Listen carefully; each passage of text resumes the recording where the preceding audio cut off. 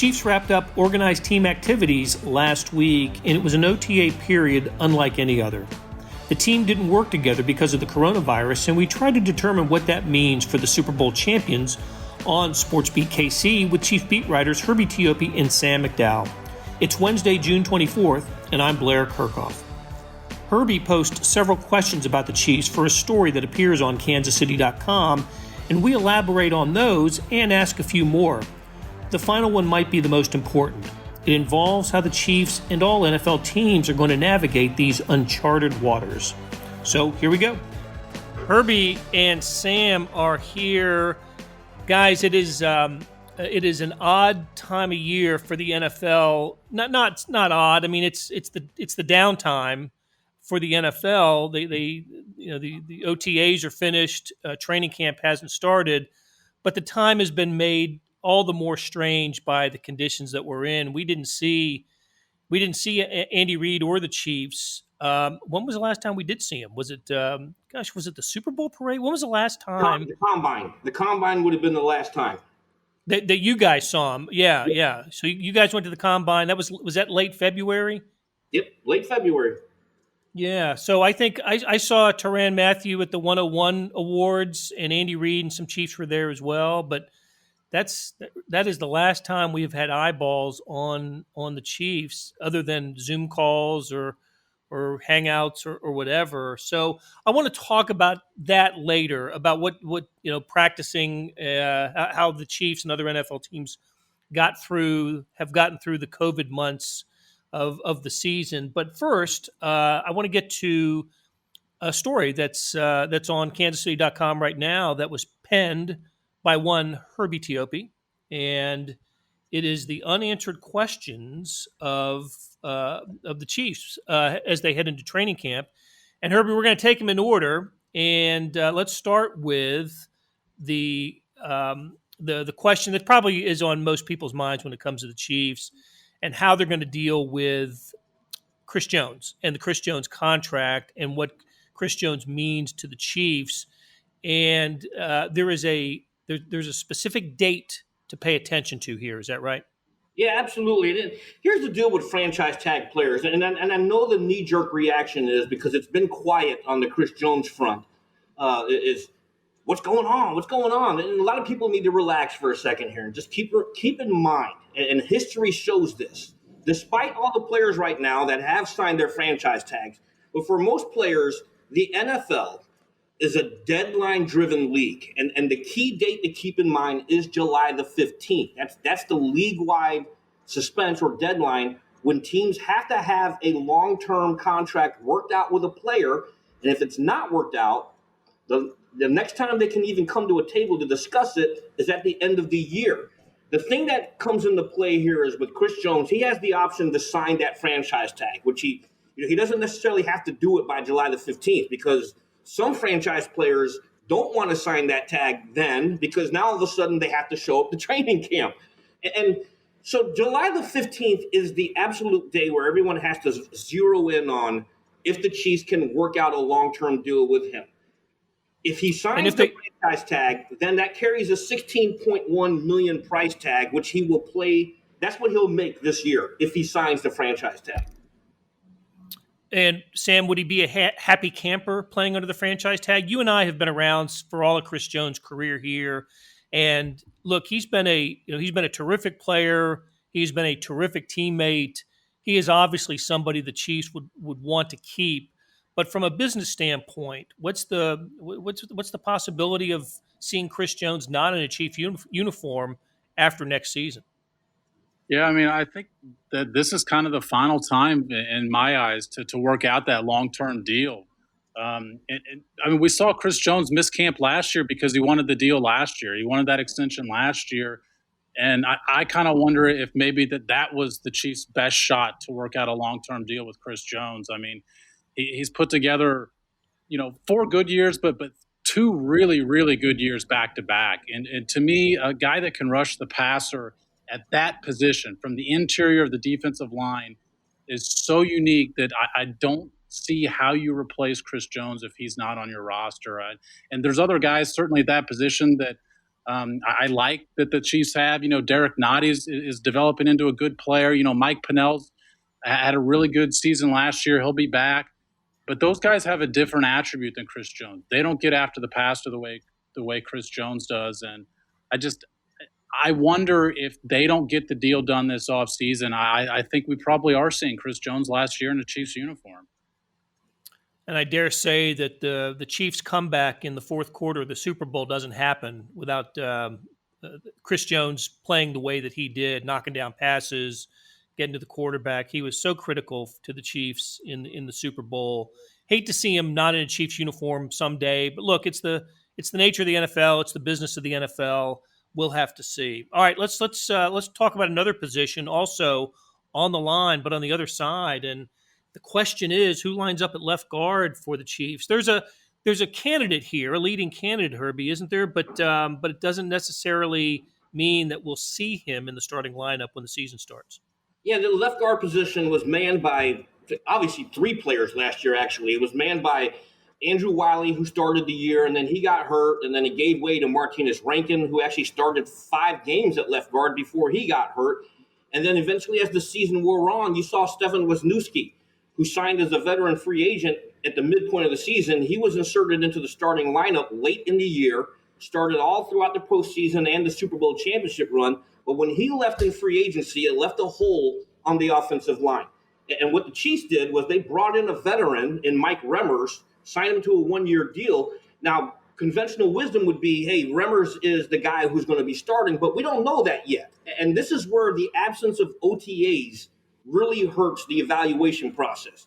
I think it's when you look at all the position groups, offensive line has to rank up high with the ability to evaluate what you have there, because during OTAs, you get team-related drills. Now, what the Chiefs have been doing, as well as the rest of the NFL, is they're using virtual workouts, they're using virtual meetings, but it's not the same thing because you don't know how they're grasping the concepts, how they're grasping the blocking schemes. So if Remmers isn't the answer, I think they are covered with depth there with Andrew Wiley and Martinez Rankin. You can probably expect a battle royale in training camp when it happens, but Remmers is the guy I'm sure that they signed to replace Wisniewski. And Sam, they go ahead, Sam. Well, I think one other name in there that maybe Herbie didn't mention is I wonder if Lucas Niang could come in and compete at guard. Obviously they drafted him to be a tackle, and I think perhaps even be the tackle of the future, depending on what happens with Eric Fisher's contract after the season. But Brett Veach has said he's a guy that they think can compete to play right away. Now, what Herbie mentioned is even a bigger factor for Lucas Niang than the other guys, which is the absence of a mini camp and an off season for a rookie is just tremendous. They don't get to see these guys on field and evaluate them. So I think they're going to be a little bit more behind the 8 ball. Maybe that makes it a little bit more difficult for him to start at left guard right off the bat. But I think he's a name we're going to have to watch for in training camp. And that's a good point, Sam, because I think if anything, Remmers gives you that option where he is a veteran who they can plug and play based on his experience. And you're going to have to live with whether he's actually grasped the system. You can grow into that. But at the same time, would you trust a veteran on the left side, which is basically Patrick Mahomes' blind spot, or would you trust a rookie there? And I think the answer should be pretty obvious. You got to go with a veteran there. I think with the tackles, with what Fisher and Schwartz, the Chiefs feel great, right? They're in good shape there. So it was the interior of the line where we saw some vulnerability with the Chiefs, and injuries certainly played a role in that a year ago.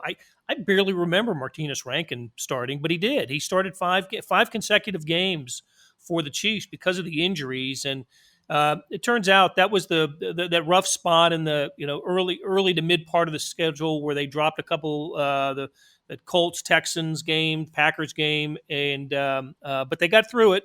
And again, by the end of the season, this was a great group. So it is the interior of the offensive line that maybe we need to keep an eye on. So, all right, next question, Herbie. Will Rashad Breeland miss time? Now, we're assuming the season starts on time and they're going to play the entire schedule. Those are, we have to operate under that assumption right now. But yeah, look, Rashad Breeland's got he's got some issues he's got to deal with. Yeah, it was 2 months ago, and we're approaching exactly 2 months since Breland was arrested in late April in York County, South Carolina. Numerous charges: resisting arrest, transporting alcohol in a motor vehicle with the seal broken, open container of beer or wine in a motor vehicle, possession of 28 grams or less of marijuana or 10 grams of hash, and driving without a license. So that's hanging over his head right now. Andy Reid said in early May that he saw video of Breland's arrest, and then both of them talked. But what's hurting right now, or what the unknown right now, not necessarily hurting, but the unknown right now is, when is this court date? Andy Reid specifically mentioned also in that early May conference call that he's not going to rush to judgment. He's going to allow the legal process to work out. But there's a potential suspension hanging over his head right now, and that's the big unknown. And so, is he going to miss time, or is he going to miss time? I think the Chiefs would like to have Breland. They brought him back on a 1-year, $4 million deal, and he's a starter next to Charvarius Ward. So you've got an issue here, and there's some question marks here. Is if Breland misses time, who is the next man up? Who is it, Sam? Rashad Fenton seems like a candidate. Yeah, I mean, I was actually going to ask Herbie if he listed these questions in order today, because Chris Jones for sure is the top question right now. But for me, this is number 2, because they don't have an obvious backup for Rashad Breeland. And Breeland had, I think, an underrated season last year.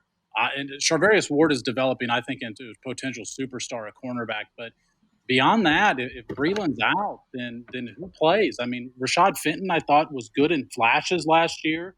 But, in the slot a lot. And I thought maybe he was the guy that made sense for the slot. But if you're missing Breeland, all of a sudden you've lost Rashad Breeland and Kendall Fuller from last year's team. And then I don't know that there's an obvious next man up. Yeah, they got a couple guys out of the draft with L'Jarius Sneed and Bo Peep Keys, and they added Antonio Hamilton. But there's a common thing in all three of those guys, which is they don't have a lot of NFL experience and a lot of snaps at cornerback. So to me, that's a huge question mark for the Chiefs. Now, the other hand is, when you're a Super Bowl contending team, you can make it through a month without one of your guys, because you're looking at towards the end of the season and the roster you feel like you're going to have for the playoffs, not the roster you're going to have in August and September. Okay, guys, let's go ahead. Go ahead, Herbie. Yeah, that's a fantastic point from Sam there. If let's say, for example, if he does miss the first 4 games of the year, if the NFL imposes a 4-game suspension, you've got the Texans, Chargers, Ravens, and Patriots. Texans, obviously, they no longer have DeAndre Hopkins. I don't know what the heck they were thinking. The Chargers, going through a new quarterback situation. The Patriots without Tom Brady. So obviously the biggest concern that you're facing right now are the Baltimore Ravens. And I think given the scenarios with the other 3 teams, we don't know what's going on with the wide receivers. We don't know how their quarterback situation is going to play out. So if you can afford to lose if you can afford to lose Breeland, you can do it in the first 4 games. Okay, guys, let's stop here, take a little break, and when we come back, there's a couple more questions we need to get to. Hey, it's Blair. We have a special subscription offer for SportsBeat KC listeners: unlimited digital access to the Kansas City Star's award-winning sports coverage. Sign up now for 1 year of Sports Pass for access to all the sports news, features, and columns presented on the kansascity.com site, and it's only $30. That's a 40% savings off our regular rate. Your subscription will automatically renew after the initial term at $50 unless you tell us to cancel. Your subscription helps support the sports coverage of kansascity.com and the Kansas City Star, and that support has never been more important. Please visit kansascity.com/SportsBeatKC offer to get this special offer. And as always, thanks for listening. Okay, we're back with Herbie Teope and Sam McDowell, the beat writers, Chiefs beat writers for the Kansas City Star. And guys, let's pick it up with another question. And this is the first time that the Chiefs have had to address this position in, 15 years of Dustin Colquitt? A long dang time, right? Even before SportsBeat KC started, that's how long it's been. So they're out of punter. They don't have a punter. I don't know if I was shocked by the release of Dustin Colquitt. I think we all in the back of our minds knew it was a possibility. But when when you lose a player who has been around as long as he has, who's been as successful as he has, who's been as ingrained in the community as Dustin Colquitt had, it was just when you saw the release, it was just a, oh my gosh moment. But he's done. There's going to be competition. And Herbie, take us through the candidates for this and the importance of the position just beyond punting. Yeah, you never worry about a punter until you need one. And I think with Dustin Colquitt, you mentioned 15 years. That's 15 years of consistency. One of Colquitt's biggest attributes was his ability to pin opponents inside the 20.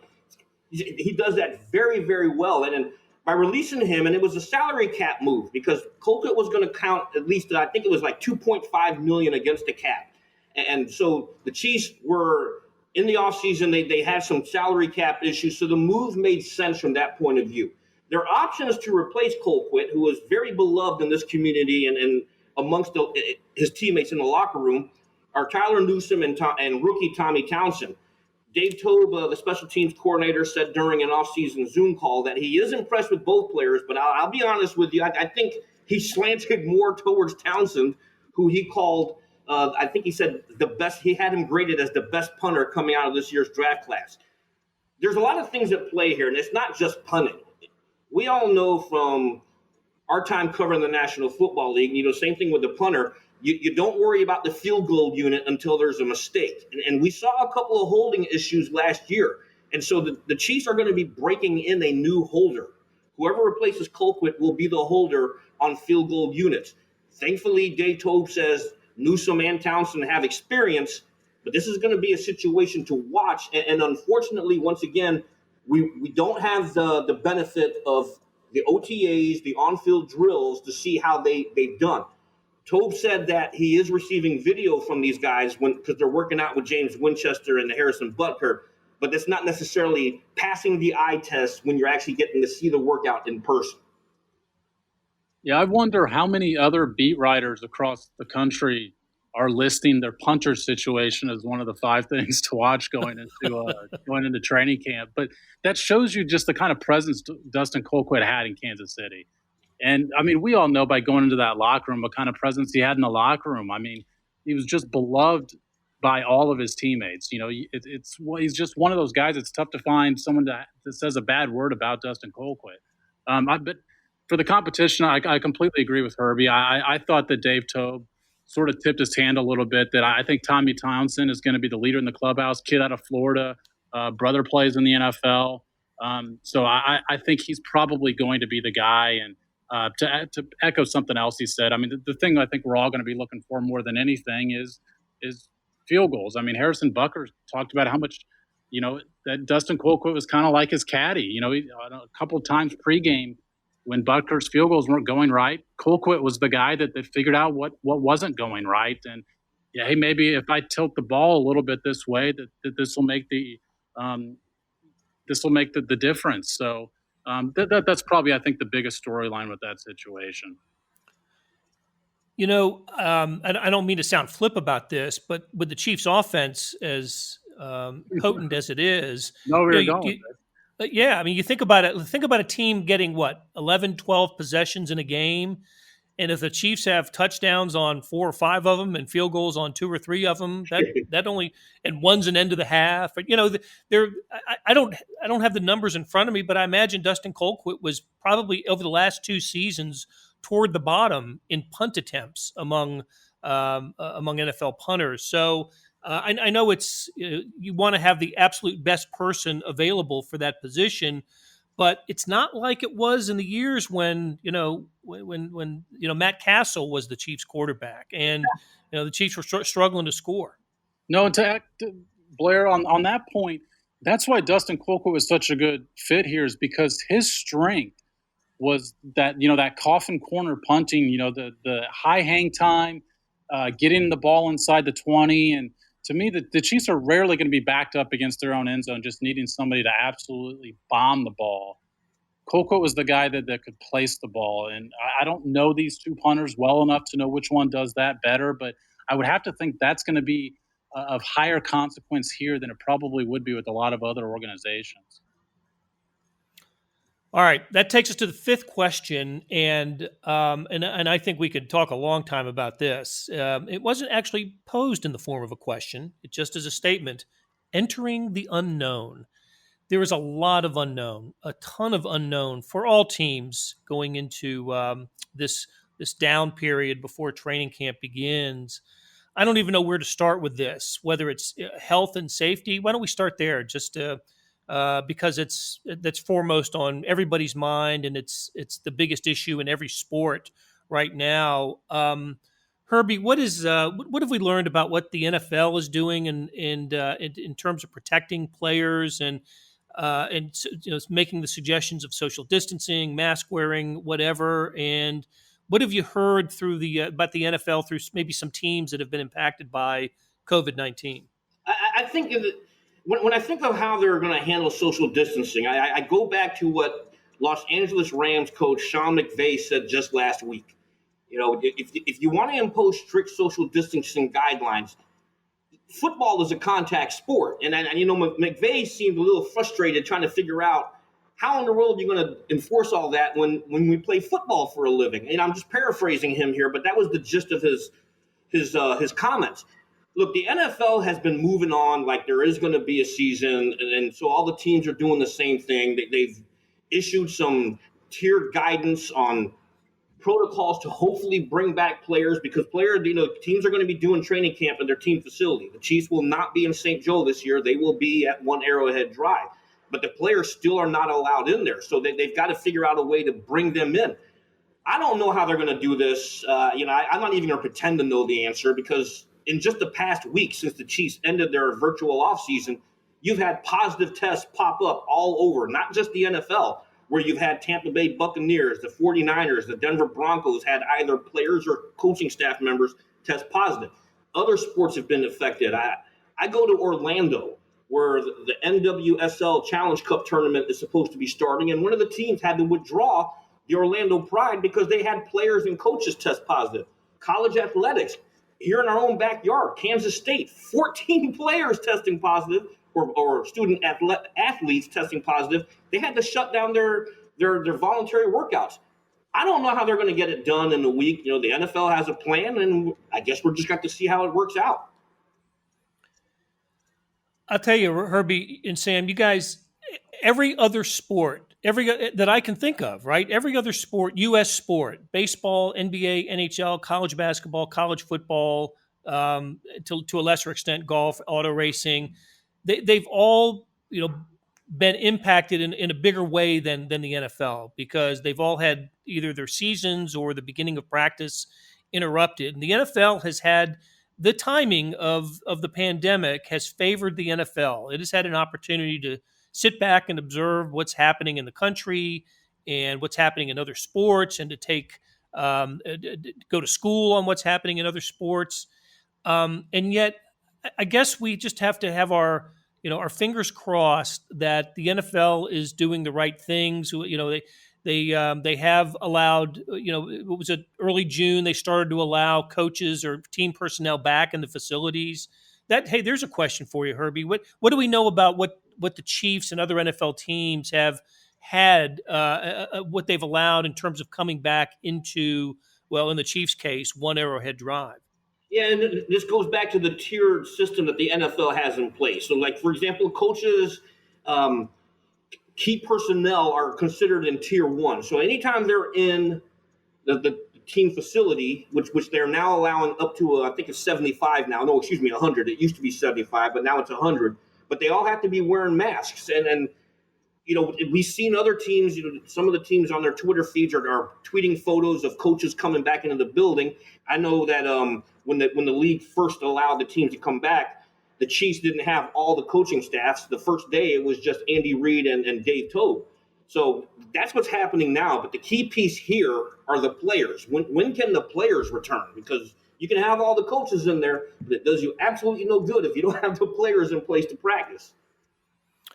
Yeah, and Sam, the thing we talked about it, we touched on a little while ago with Lucas Niang, but I also think about Clyde Edwards-Helaire. I think about Gay, the linebacker, the draft choices, the undrafted free agents. It's true for every, all 32 NFL teams, but the Chiefs were looking at a handful of the draft picks to come in and contribute right away. They haven't had the opportunity to work directly with a coach. In some cases, maybe not directly with a teammate. What's the impact of that? Is it going to be a slower developing rookie class for NFL teams?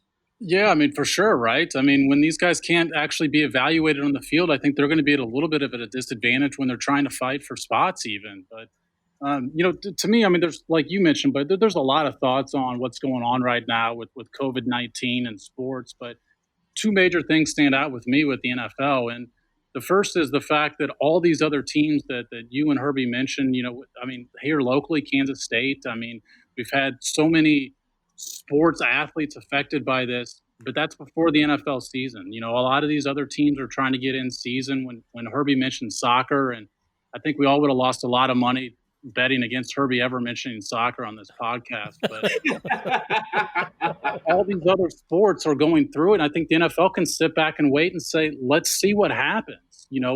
So far, all these athletes that we've heard about over the past couple of weeks are not being hospitalized. We haven't heard of deaths. And I think that the NFL has the luxury of seeing how this plays out with athletes and then deciding how that's going to affect their season. And the second point for me is that I think it's obvious that players are going to get this once training camp starts. How many and who and where, I mean, that's certainly up for debate, but I don't think there's any question that some players are going to get COVID-19 at some point during the season. And then what do you do? And that's something that I don't know what the NFL's thought process is on that.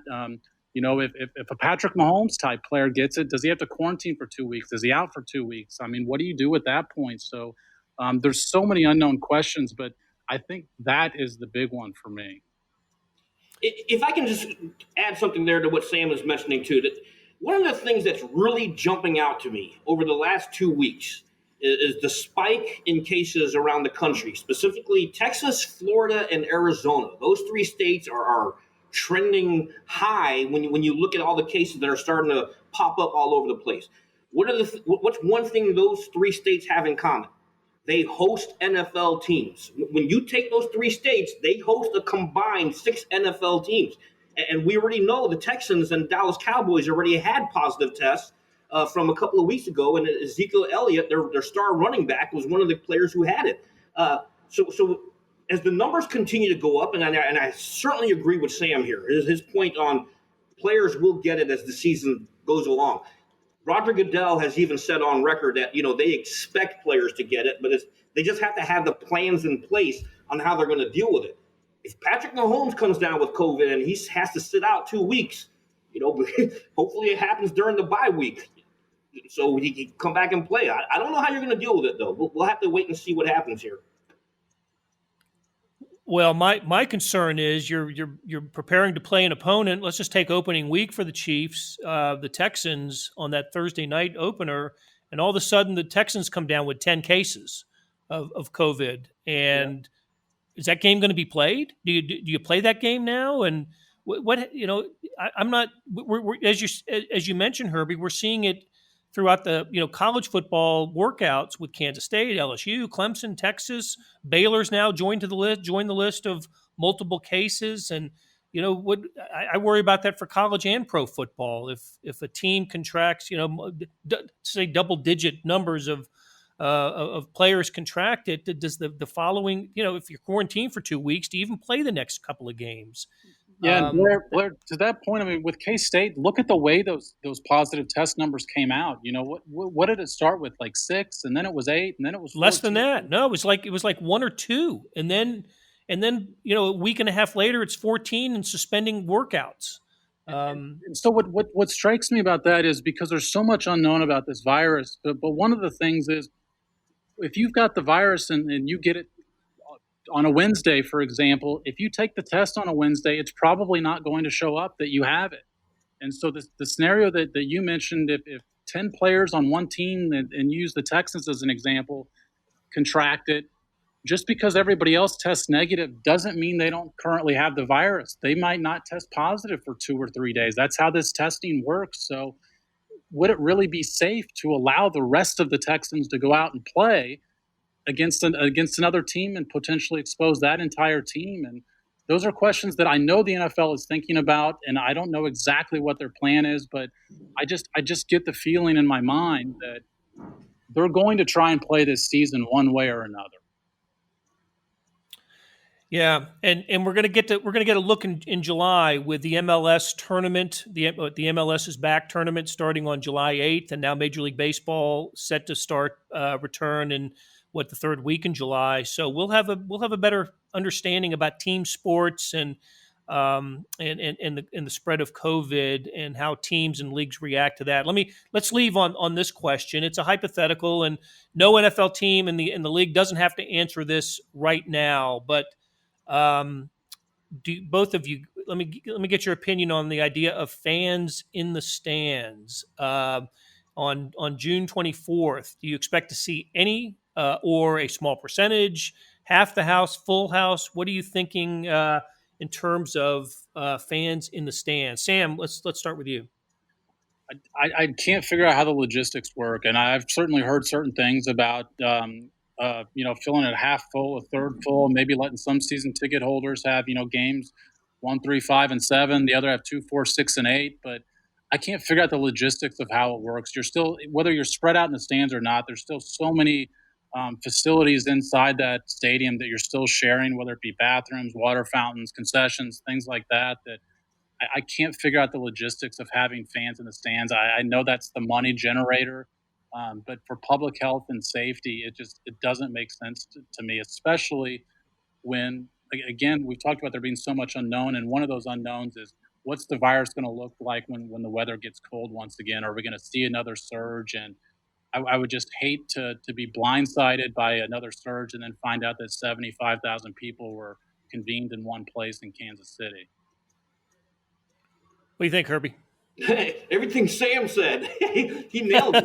Yeah, I have nothing to add to that. I agree emphatically with everything that Sam McDowell said there, my esteemed colleague, who just nailed it. I don't know how they're going to be able to do it with the logistics, and we don't have a vaccine. That is the biggest thing that is in the back of my mind right now. There's no vaccine, and I think it would be.